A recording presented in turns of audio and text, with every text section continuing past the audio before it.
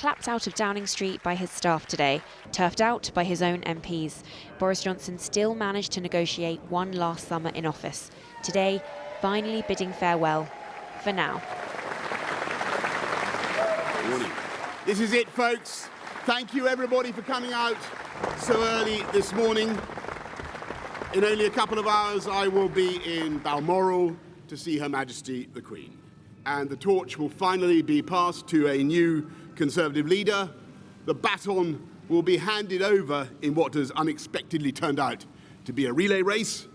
On the sidelines, a deliberate throng of MPs waving him off, along with his wife and sister and the most loyal member in his cabinet, Nadine Dorries, the former Culture Secretary, late last night confirming she will not continue in post under a new Prime Minister. We're delivering on those huge manifesto commitments, making streets safer. His speech more characteristic of governing than moving on, though true to his distinct columnist style.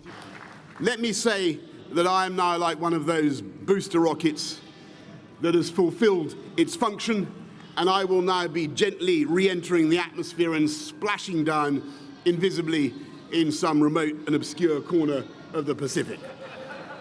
And this classic scholar gave one last hint of a return. Like Cincinnatus, I am returning to my plough. Cincinnatus, of course, was recalled from his plough to save the Roman Republic in its hour of need. Departing this scene and on to the next, swapping sunlit streets for foggy highlands, where he will resign formally to the Queen. Soon followed by his successor on separate planes for these separate reigns. In a private moment with the Queen, having been advised that the new Conservative leader can demand a majority of MPs, Liz Truss will become Prime Minister. She'll inherit an economic crisis, something she's already drawing up plans to tackle. Her big energy support package is expected on Thursday. It's reported that bills could be frozen at existing levels and energy companies could be offered government loans to cover the shortfall. The cost of the scheme, though, estimated at about £100 billion. Her first job, though, building her new cabinet. Well, I think you just have to wait. Liz is not yet even Prime Minister, so just a little bit more patience. I appreciate with the 24/7 media cycle, it's challenging, but just a little bit longer. But you'd accept a role in cabinet? Yes, I am expecting to serve in Liz's cabinet, that's true. Unity now on the agenda for the party, but after a turbulent Conservative leadership campaign, that might be harder for some than others. I'm just hugely disappointed. But then on the other hand, we've got a new exciting Prime Minister, and as Boris said, we'll get behind her and deliver for the country. What do you think his legacy will be? Well, I think it's a mixed legacy. I think he has some really significant achievements. Of course, his MPs brought it to an end, and the circumstances of that ending are regrettable. But nonetheless, that is the reality. That's the reason we are where we are. A fitting end scene to a Boris Johnson government, one dominated by years of political drama. Well, our political editor, Gary Gibbon, is with me now. Gary, take us through the next few minutes, hours, weeks. Minutes are very interesting because, as far as we know, Liz Truss hasn't gone through the door of Balmoral yet, but Boris Johnson's probably gone out the back door already. And this is an extraordinary moment in the British Constitution when the Queen, who has executive powers, and they are exercised most of the time by the ministers she appoints, doesn't have any ministers. None. Because it's not only has the Prime Minister resigned, but it is always taken that the cabinet that serves under him has resigned as well. So they're not there, and technically a frail elderly monarch is sitting in Balmoral with all the power at her fingertips. But Liz Truss is about to go through the front door, if she hasn't gone through already, and will become our Prime Minister, fly down, she hopes with less complications than she flew up. It seems fog at the airport has slowed things down. Come back, stand either here in the street if it's dry, perhaps inside, and make the first big statement to the nation of her premiership. In a sense, yesterday, that rather short statement she did was an address to the party. This is the moment she wants to make an impact with the wider electorate. And history teaches us you don't get a hell of a lot of time to make that impact. The window is quite small. Yeah. And what kind of tone do you think she'll set when she does that make that speech, either here or inside? Well, it'll be fascinating because we have a massive intervention in the energy market being worked on as we speak, something that Liz Truss wasn't greatly signalling during the campaign, so she's going to have to set the tone for that. Are we in a state of some kind of national emergency, a warlike situation? Because the level of borrowing and spending that is being talked about around Whitehall, which she is envisaging in order to ease the pain of energy bills, is of an order that really you will have to convince the markets which trade on sterling that you are doing this as an absolute one-off. It is not a regular thing you are doing. And you will also perhaps, this is a very interesting bit that we'll be listening out for in her tone, you may even want to sort of lean into the British public and say, actually, we are going to help you out here, but you're going to have to help us. Will she talk about rationing, energy rationing, something she said she wouldn't go near as recently as last week? And also, what's the format of the policy she chooses? Labour talking about a windfall tax on the energy companies. She said she doesn't want to go near it.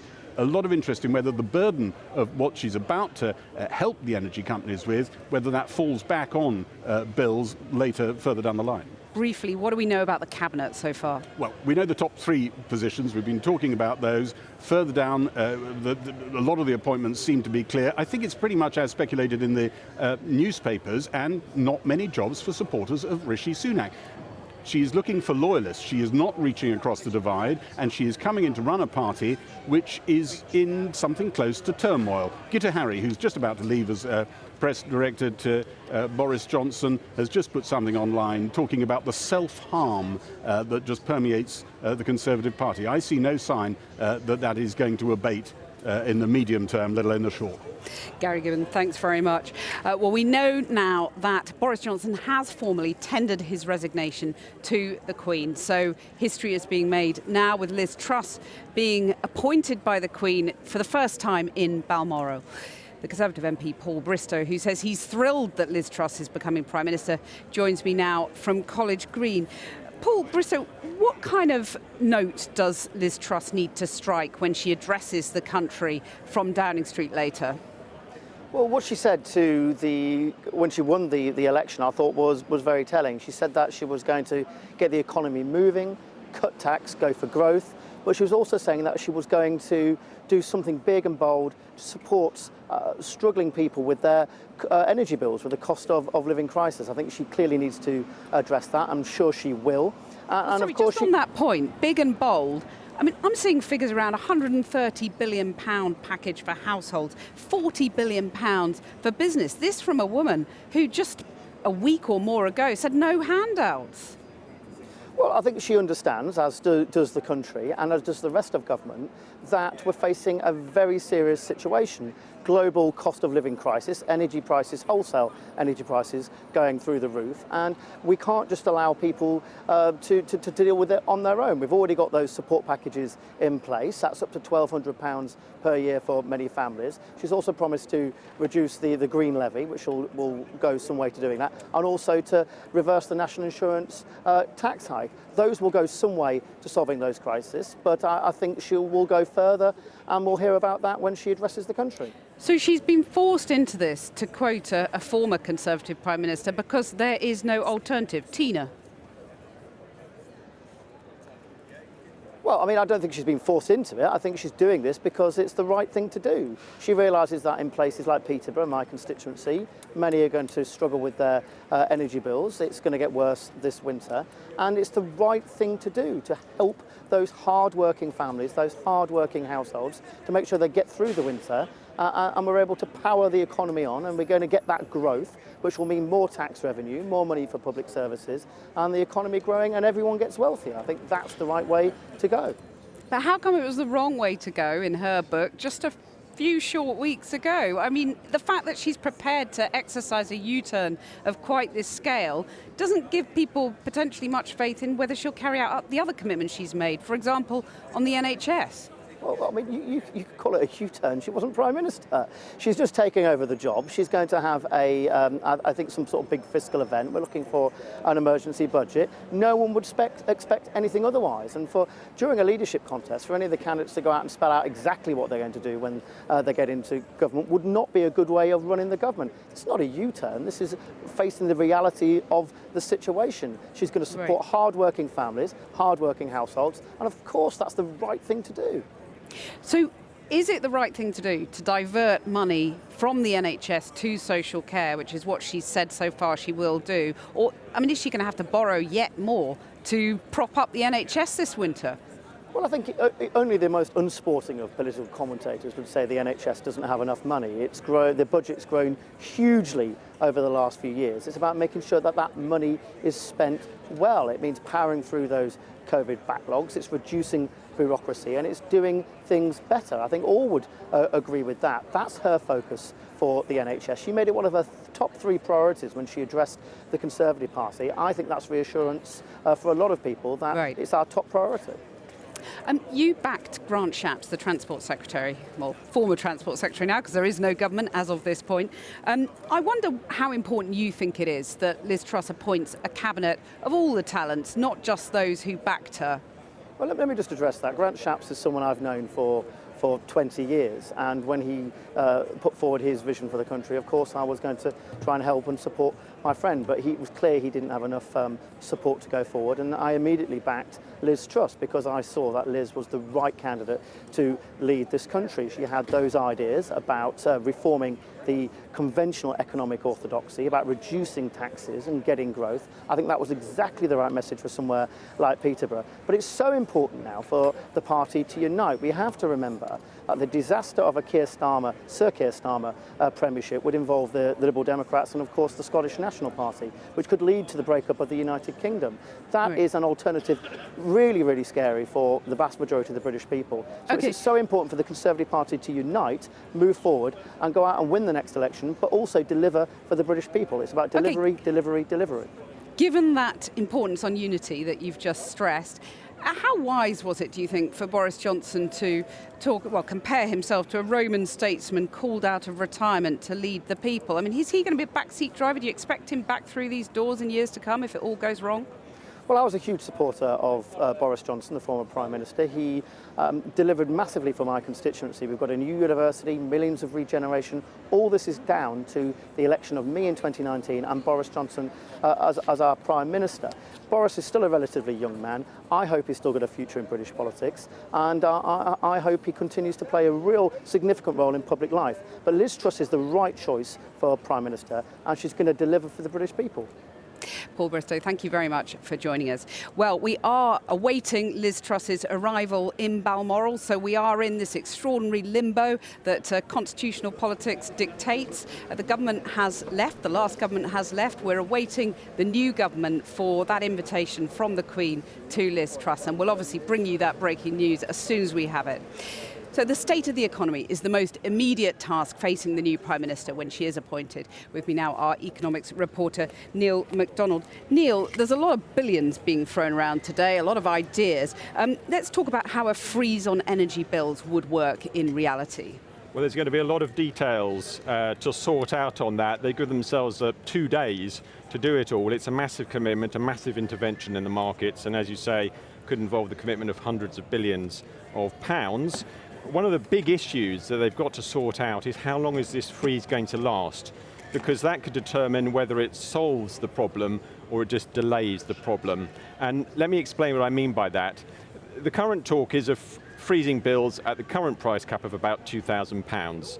So if that happens, the increase in the price cap due in October to £3,500, that won't affect consumers because the government will pick up the slack. And similarly, forecasters think the cap might go to £5,500 at the start of next year, and again, that won't affect us. But if you look at what forecasters are expecting the price cap to be at the end of next year, they're looking at around about £5,800. Now, obviously, that's a long-term forecast, but if it's anywhere like that, and the freeze just lasts for this winter and the next, then we face the prospect that the freeze will come to an end and all our bills will triple. And so we're back right where we started. So how does the government get round that? Well, a sustained fall in the price of gas would really help. any sign of progress, some sort of peace deal in Ukraine would make a big difference, but can any of us predict that? Obviously, the government will want to look at more gas production from the North Sea, taking another look at fracking, but I think we have to be realistic that that's not going to produce much gas between now and next Christmas. Liz Truss's convoy has just been driving into Balmoral in the last few minutes. We can see the cars driving up the drive now. The first time, of course, that a monarch has invited a new Prime Minister to form a government from Balmoral because of the Queen's mobility problems. The cars are just drawing to a close. We're just waiting for Liz Truss to emerge from that car. We expect that the Queen will receive her most probably in the drawing room. And the car doors are about to open. Always advisable to stop the car first. And here we are. Good afternoon. Nice to meet you. Liz Truss emerging.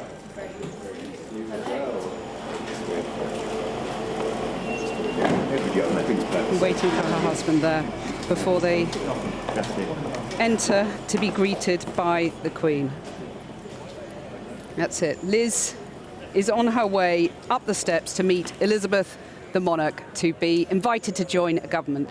Let's turn now to our Scotland correspondent, Kieran Jenkins, who is in Aberdeen. Kieran, that moment of history has arrived.